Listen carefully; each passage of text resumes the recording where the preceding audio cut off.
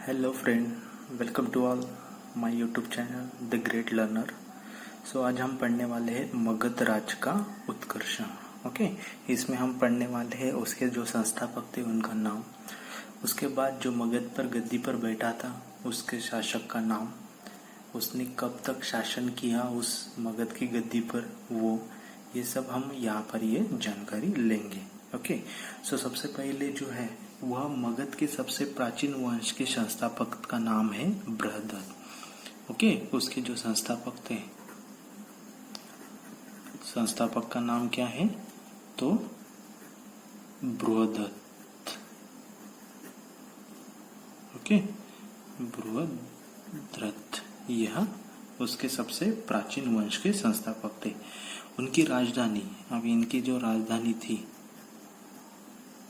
ये राजधानी का नाम क्या है तो गिरिब्रज। गिरिब्रज जो है वह उनकी राजधानी थी। ओके, उसके बाद जरासंध, अब ये बृहद्रथ है, उसका पुत्र का नाम क्या है तो जरासंध।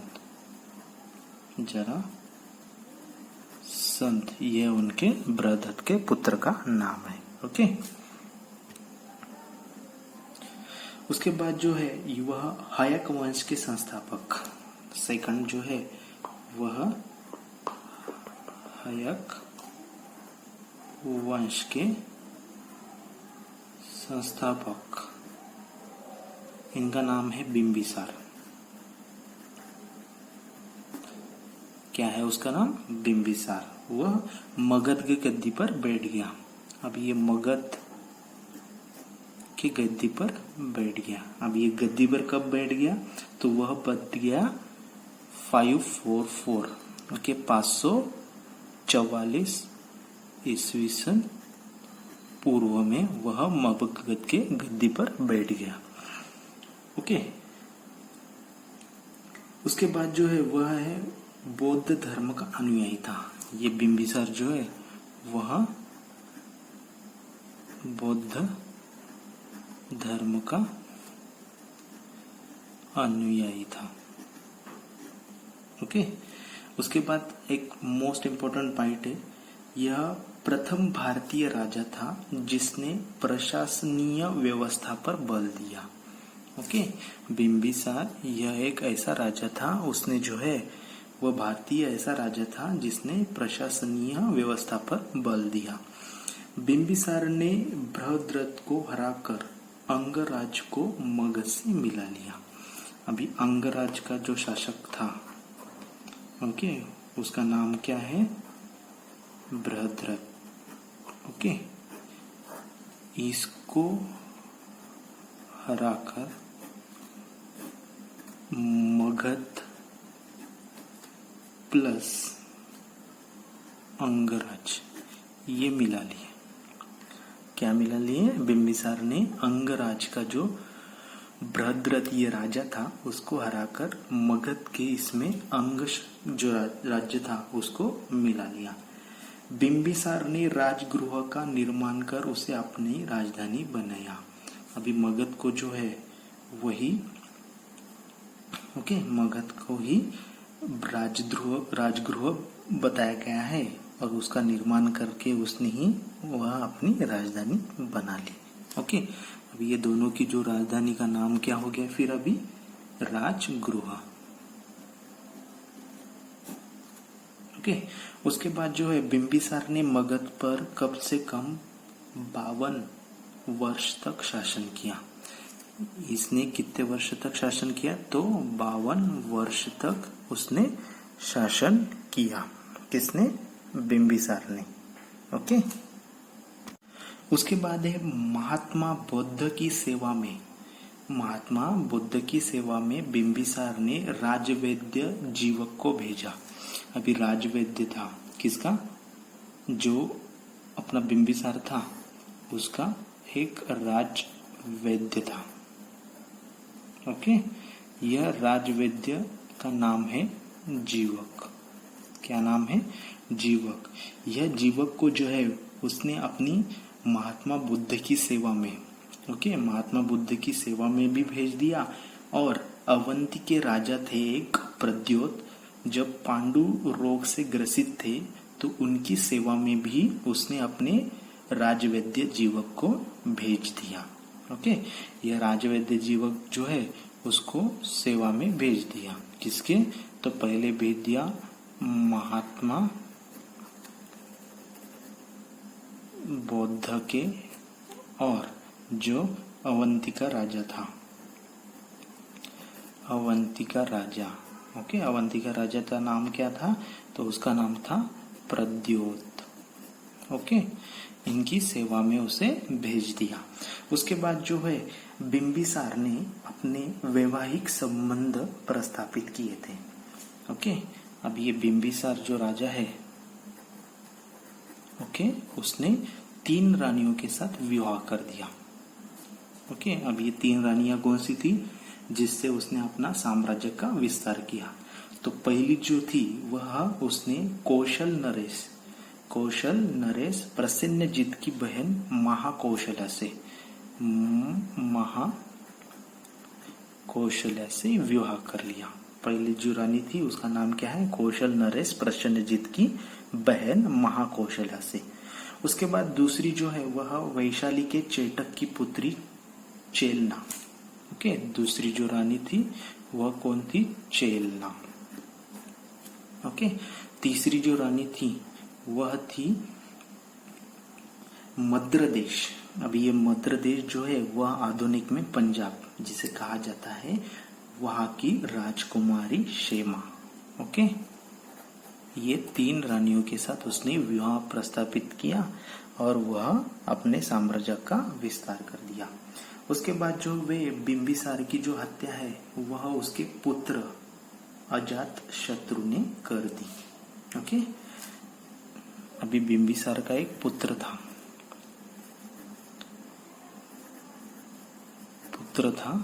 तो वह पुत्र का नाम क्या है? तो अजात शत्रु। ओके, अजात शत्रु ने जो है वह बिंबिसार की हत्या कर दी, और हत्या करने के बाद वह मगध की गद्दी पर जो है वह 493 ईस्वी सन पूर्व में मगध की गद्दी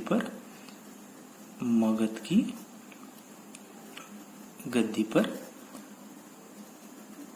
बैठ गया। कौन? अजात शत्रु। ओके, उसके बाद जो है अजात शत्रु का ही उपनाम है कुनिक। ओके, अजात शत्रु को ही कुनिक कहा जाता था। उसके बाद जो है वह प्रारंभ में जैन धर्म का अनुयायी था। जो अजात शत्रु है बिंबिसार का पुत्र, उसने जो है वह जैन धर्म ग्रहण कर लिया था। ओके, उसके बाद जो है अजात शत्रु ने 32 वर्ष तक मगध पर शासन किया। ओके, अजात शत्रु ने जो है वह 32 वर्ष तक मगध पर शासन कर दिया। अजात शत्रु के सुयोग्य मंत्री का नाम जो है वह वर्षकार था। अजात शत्रु का एक सुयोग्य मंत्री का नाम जो है वह वर्षकार है। इसी की सहायता से अजात शत्रु ने वैशाली पर विजय प्राप्त की। ओके, अजात शत्रु ने जो वैशाली पर विजय प्राप्त की तो किसकी सहायता? तो वह सुयोग मंत्री वर्षकार की सहायता से। ओके, उसके बाद जो है 461 यानी 661 वर्ष ईस्वी सन पूर्व में अपने पिता की हत्या कर, यानी अजात शत्रु की हत्या कर, उसका पुत्र कौन था? फिर उसका पुत्र था उदयीन नाम का उसका पुत्र था। तो उसने अजात शत्रु की हत्या कर दी और मगध की गद्दी पर बैठ गया। मगध की गद्दी पर। ओके, उसके बाद जो है उदयीन ने पाटली ग्राम की स्थापना की। अब ये उदयीन जो राजा था उसने क्या किया? पाटली ग्राम की स्थापना की। क्या किया? पाटली ग्राम की उसने स्थापना की। उसके बाद जो है हायक वंश का अंतिम राजा उदयीन का पुत्र नागदशक था। ओके, उदयीन का पुत्र नागदशक। ओके, यह हयक वंश का अंतिम राजा था। ओके, इतना समझ में आया। अभी उसके बाद जो है नाग दशक को अपने अमात्य शिशुनाग ने, नाग दशक को उसके अमात्य शिशुनाग ने 412 ईस्वीसन पूर्व में अपदस्थ करके मगध पर शिशुनाग वंश की स्थापना की। अब ये नाग दशक था। ओके, नाग दशक का अमात्य का नाम क्या है? शिशुनाग।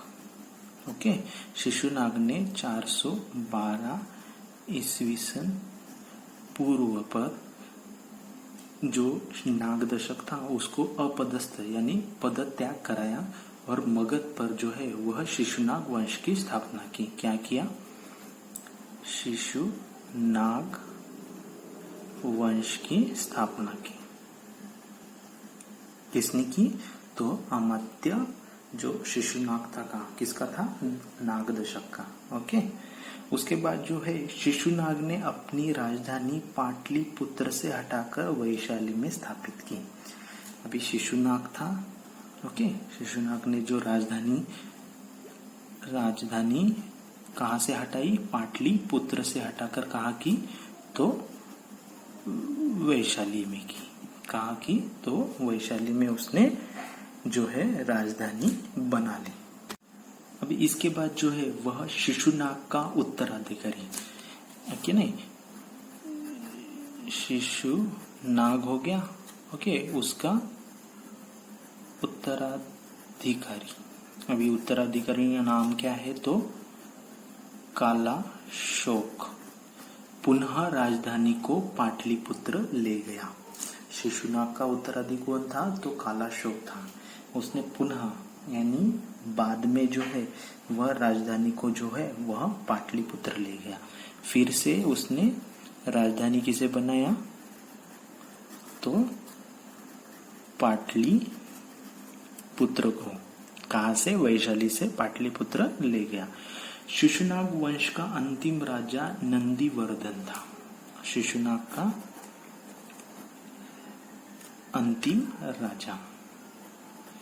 अंतिम राजा कौन था? उसका नाम क्या है? वह है नंदीवर्धन। ओके, अंतिम राजा कौन था? तो शिशुनाग का नंदीवर्धन। उसके बाद जो है नंदवंश। ओके, नंदीवंश के बाद जो है वह नंदवंश। क्या हो गया? नंदवंश। इसका जो संस्थापक का नाम क्या है? फिर वह है महापद्यनंद।